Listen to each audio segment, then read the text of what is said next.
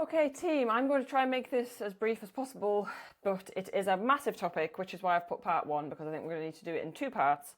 I know I was going to do this last week, and I'm sorry that there's a bit of a delay, but I've been doing some research, and this is some information that I think is going to be useful to you guys.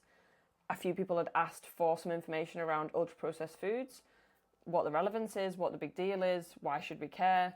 So let's get into it. So what are ultra-processed foods? There's an easy way to figure out most UPFs. I'm going to call them UPFs for the purpose of the presentation. So typically anything that you will not find in your kitchen cupboard, so it's got ingredients that you've never heard of. Usually ultra-processed foods got more than 5 ingredients in its list, and it typically comes in a packet.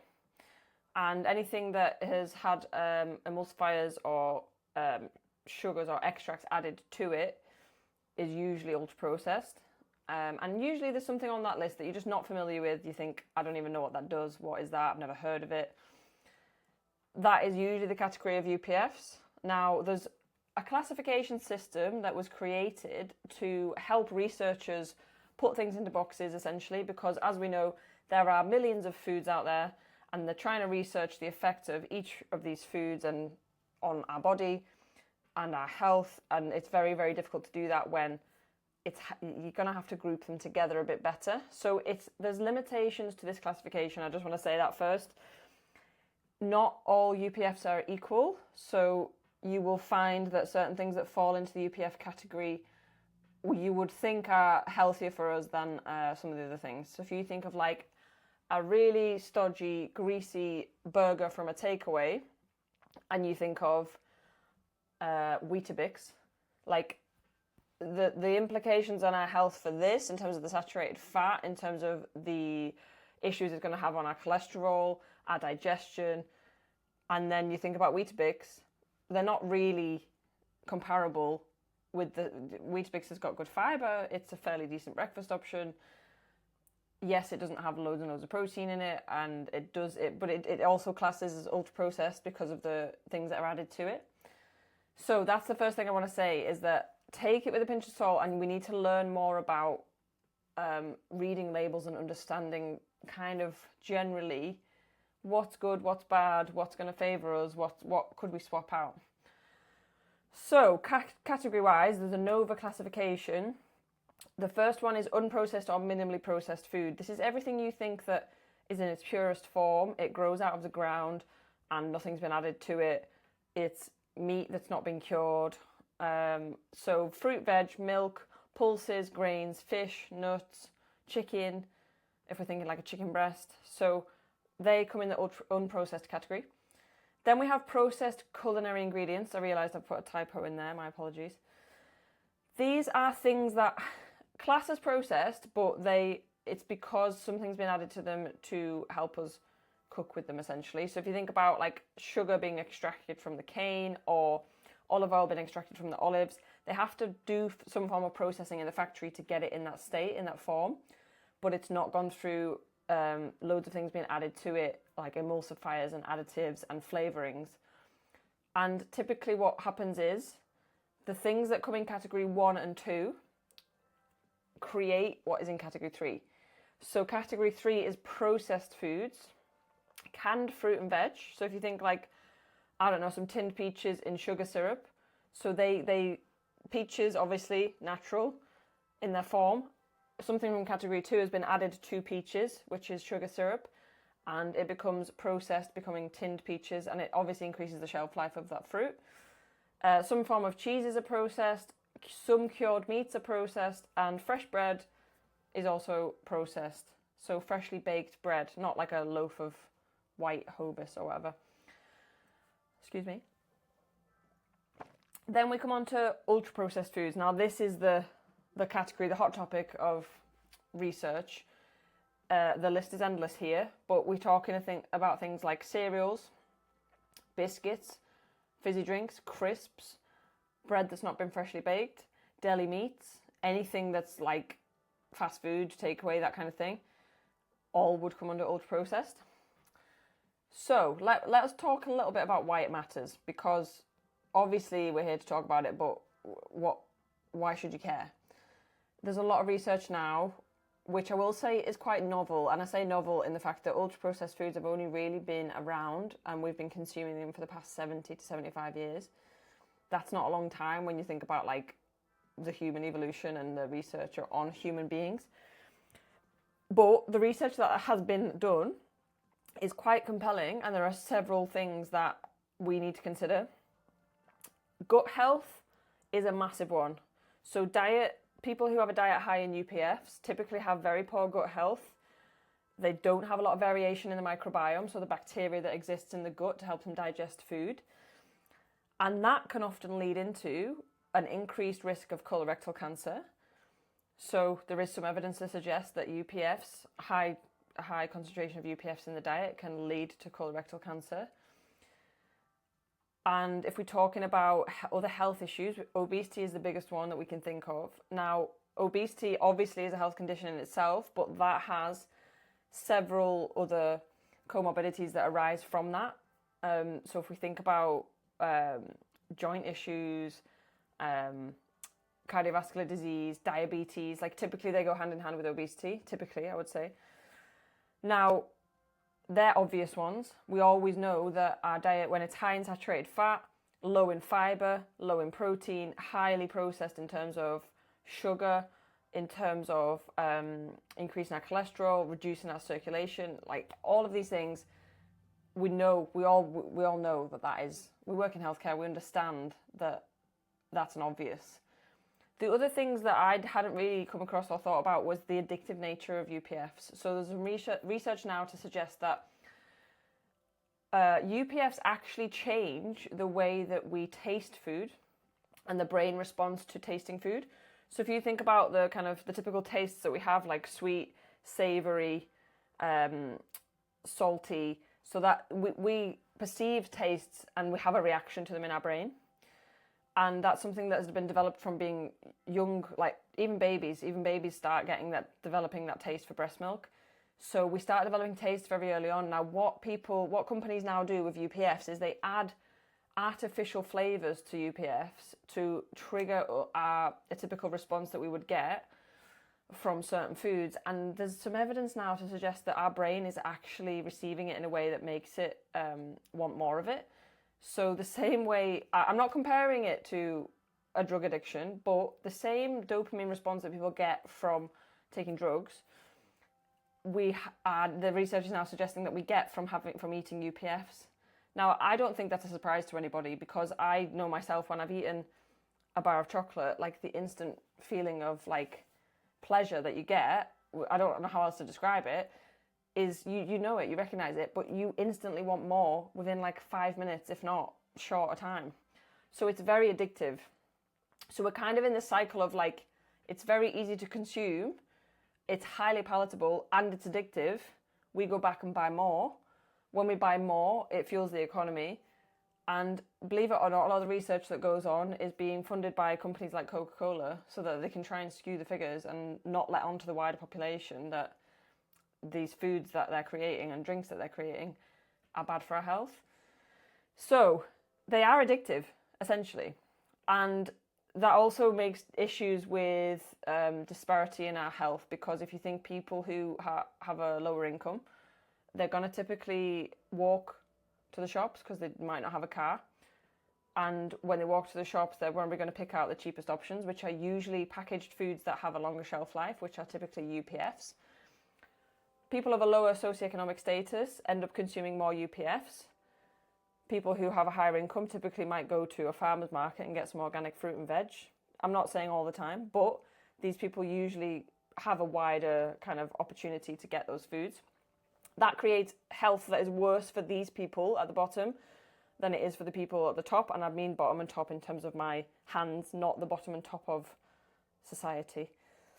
So we're creating a bigger gap in health, essentially, which is putting more pressure on healthcare. So it's bizarre, really, but, you know, here we are. So essentially, UPFs pretty much are making our lives harder and worse, but we keep coming back for more, which I am guilty of myself. This is not a presentation about getting you to cut out UPFs, but it's just giving us education on some of the impact that this can have, and it's quite significant. And I think in the next 20 to 30 years, the research is going to be even greater.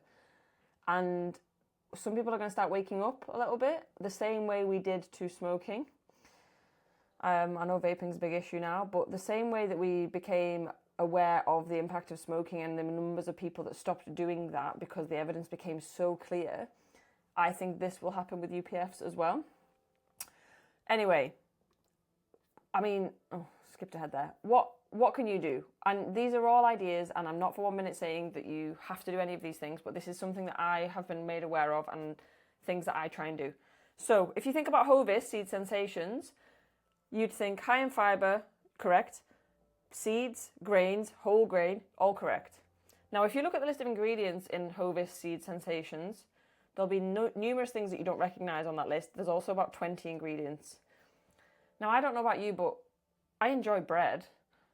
But if I know that there's something that's probably better for my gut, will increase my energy levels, isn't as processed, and ultimately I still get the same enjoyment and pleasure out of, would I make that swap? Yes, probably. Now, if you look at Jason's sourdough, if you look at the list of ingredients there's about 5 ingredients, nothing, no kind of like additives or anything like that. Even better if you can get freshly made sourdough or you can make it yourself. Yes, there's less fiber in sourdough per slice than the seed sensations, but you get the same amount of protein and there's less calories. Now, some of you might not like sourdough, but there's a lot of evidence to suggest that sourdough is a very good option for improving the bacteria in our gut.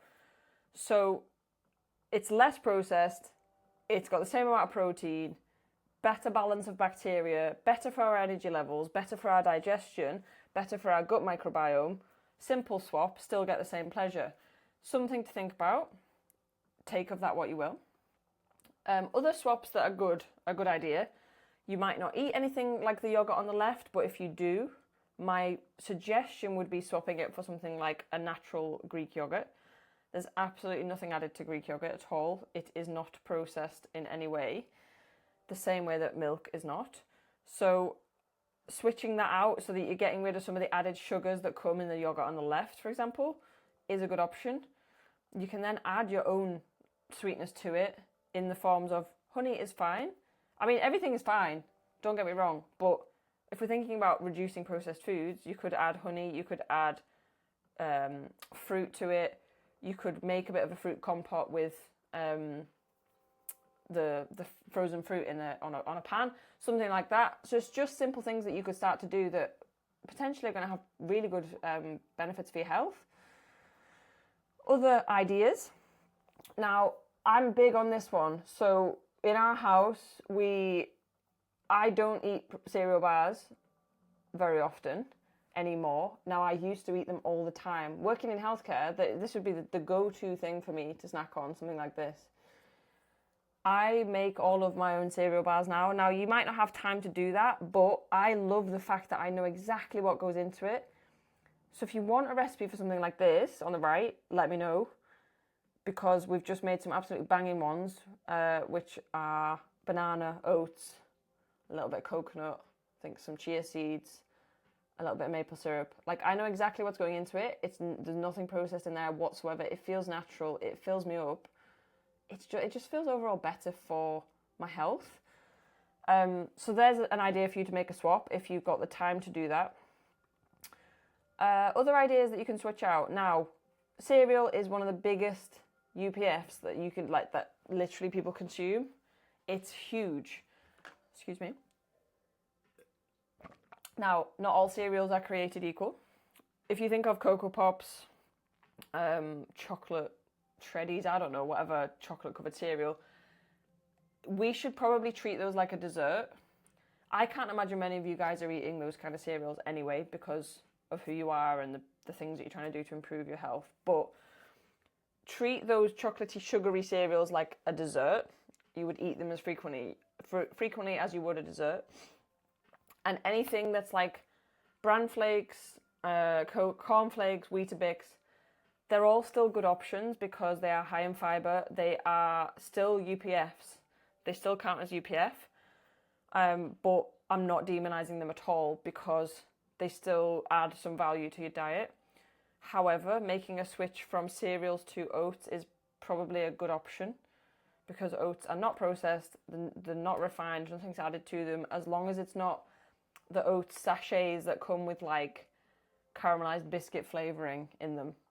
Probably would avoid them if you're thinking about making conscious choices.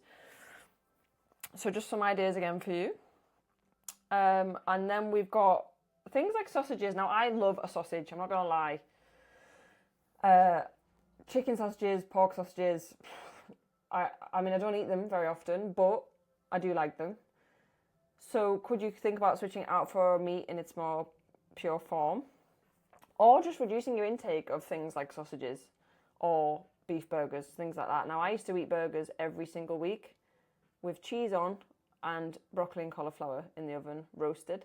My favourite meal, honestly, it was my favourite meal for about a year. We stopped eating burgers because I knew that it wasn't really benefiting my digestion for a start.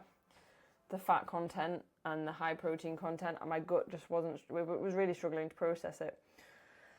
So it's just something that you think about, is that if you look at the list of ingredients in sausages, the things that are added to it, it's quite significant. It's not just meat. So food for thought anyway for you. And then we look at, Hillary's going to hate me for this because she does eat Beyond Burgers. I know she does. For people who don't eat meat, plant-based patties. Now, vegan or meat-free foods are one of the worst for being ultra-processed. I spent some time being a vegetarian for about 10 months last year, and I had to look at... I always read the ingredients in foods. It's just something I do. But looking at the packets of some of the things, I was like, I don't think I can eat that because it feels like I'm trading... I was trying to eat less meat because I think I was eating too much meat, and it was... I guess I watched a documentary on high volumes of meat in your diet and what it can do for your digestion, for your blood pressure, for your circulation. And I was like, I'm just going to try it. I'm going to try and be vegetarian. I was also put off the way that they farm a lot of the animals. Anyway, became vegetarian, started looking at meat alternatives. I wouldn't have felt like I was benefiting my health by eating more meat-free alternatives because they were so processed, the things that have been added to them. So yes, they are very convenient and they're very good and usually quite high in protein. Could we consider making something like a lentil burger ourselves? Definitely an option, lentil and bean burgers, if you've got the time. Again, not saying cut out the foods on the left altogether, but it's just being mindful of what's in them and whether you think, is this enough for me to want to eat it, considering the things that have been added into it. Like, I've never even heard of some of them. Okay, so things to consider. Time. Have you got the time to make your own foods or prepare things from scratch? Potentially not, but if you do have the time, it's something to think about. Money. UPFs typically are cheaper if we're thinking about buying certain foods versus making our own. Yes, you might find things are cheaper, so that is a factor to think about. As we've talked about already, fibre content. So if we're thinking about reducing UPFs, we don't want to do that at the expense of reducing our fibre. Now, you will typically find, however, that if you start reducing UPFs in your diet and replacing it with a snack or something that's an alternative that isn't ultra-processed, your fibre content will skyrocket. Mine did. I was having about 15 grams of fibre a day before I started the diet. Then I started the diet, my fibre was like 28 grams, 30 grams a day because I was having to eat apples, bananas, nuts, chia seeds in my porridge, like things that were high in fibre that weren't processed. Saturated fat content is something else to consider. What we don't want to do is eliminate certain things but then not think about the other factors in that food.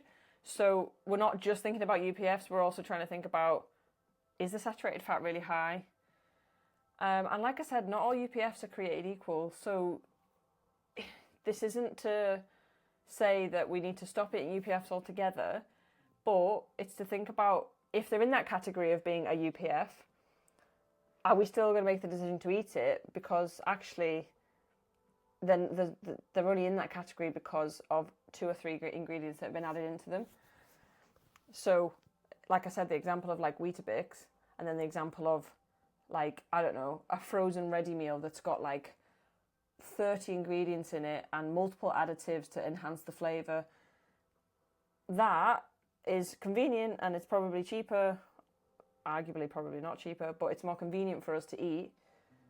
But it's not comparable to 2 Weetabix in the morning in terms of the impact this is going to have on our health versus this. The salt content in this ready meal is going to be a lot higher. The saturated fat content is probably going to be a lot higher. The fibre content is probably going to be quite low. Weetabix, on the other hand, fibre content quite good, not very high in calorie, not a lot of sugar added to it. So like I say, not all UPFs are created equal, but it's something to think about when you're looking at foods and you're thinking about what to eat. So key takeaways from this is get used to reading food labels a little bit more. If you want to be more health conscious and you want to improve your health, this is not just about weight loss. It's about understanding what goes into your body and treating it like fuel. More mindful choices is what I would completely encourage you to think about, is going to the supermarket and trying to rethink your meals a little bit to what can I make myself, what can I make from scratch. And 9 times out of 10, it's probably financially a bit better for you. It will be better for your health to cook completely from scratch, like a pasta sauce, for example. And usually, you'll find that it improves your energy levels, your mood, your digestion within a couple of weeks. It's worth trying. But it's an 80-20 approach. So I still eat lunch out. I still occasionally get a takeaway. I still eat a lot of chocolate. I still eat biscuits. Like, I'm not cutting out UPFs altogether. And we're not demonizing any foods. So what I don't want to do here in this community is say that you shouldn't eat certain things. There's absolutely, you can eat whatever you want. But understanding the implications it might have for you is what I want to empower you with. So the knowledge and the awareness and the conscious decision making is where I want to support you. I'm not here to give you a meal plan and tell you what to eat and what not to eat. So hopefully that was helpful. Sorry that was a very long one. Let me know if you've got any feedback or questions. But like I say, I think this is not the last time we will talk about UPFs. It's something that I'm quite passionate about in terms of I don't want to just be about helping people lose weight the quickest and fastest way. Quickest and easiest way, I should say. I want to help people improve their health and lose weight, because that might be something they need to do, but to make better decisions about their nutrition. And alongside that, implement strength training, because those two things together are what is going to improve your life, improve the longevity, improve all of the aspects of your health. Like, it's a no-brainer, in my opinion.